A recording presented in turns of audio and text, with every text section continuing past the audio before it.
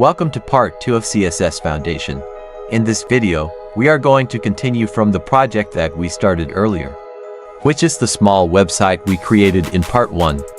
If this is the first time you are watching my video and you haven't watched part 1, please visit our channel for part 1, and don't forget to like and subscribe. Let's get into it.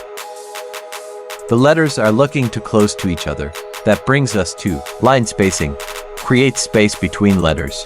Example, normal text versus stretched out text like hello. So we set our letter spacing for class art to 3 pixels, followed by a font family.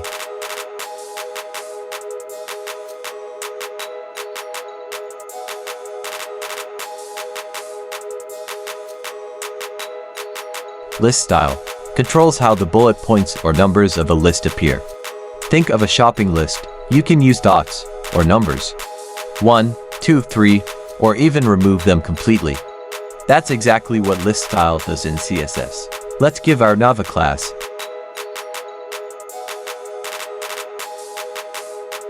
and set the list style to none. So our listed items will not have any list style.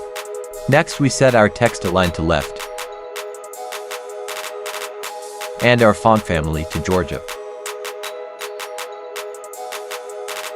Gap, used in Flexbox or grid to create space between items. Example, like seats in a cinema. Gap makes sure nobody is sitting on you or making you uncomfortable. So we set the gap for class wide to 10 pixels.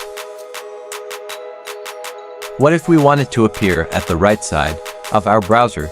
That brings us to padding. Padding is the space inside the element, between the content and the border. Like when you sit on a chair with cushion. That soft space is padding. We set our padding for class wide to 75% left and displayed to flex. Flex allows objects to be displayed horizontally. We can see the effect on home, about, and contact. Still on class Y, we set our background color to blue. We can also select any shade of blue that we want. So we need to change the color of the font.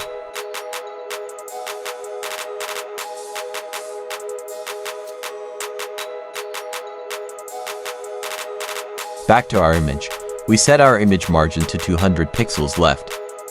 Now if we want to make the edges of our image round, that will move us to border radius. Makes the corners of objects rounded. Example, without border radius, they would be sharp corners. With border radius, everything will look soft. On our image element, we set our border radius to 100 pixels. And we set our padding to 20 pixels at the top and bottom.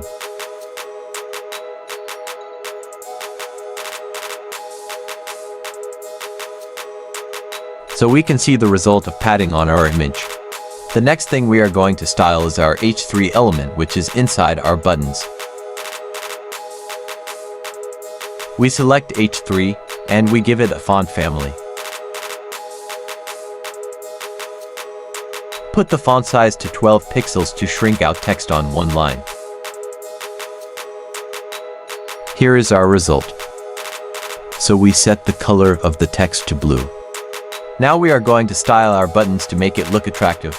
That brings us to border width. Controls how thick the border is. Example, a thin border is like a pencil line. A thick border, that one will always grab your attention.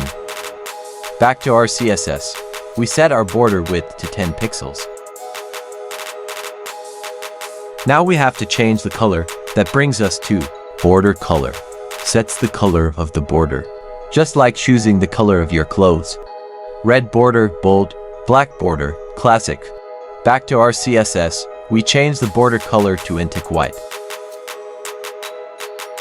Okay, we have to make sure all the buttons fits on one line. Back to our CSS, we reduce the size of our H3 element to 11 pixels. On our browser, all the button can now fit on one line. So this is our result. We went from dispose to purpose, and that's it. You've just learned some of the most important CSS basics. Now your websites don't have to look like they just woke up from sleep. You can actually make them look clean, beautiful, and professional. If you enjoyed this video, don't forget to like, subscribe, and share. And I'll see you in the next video.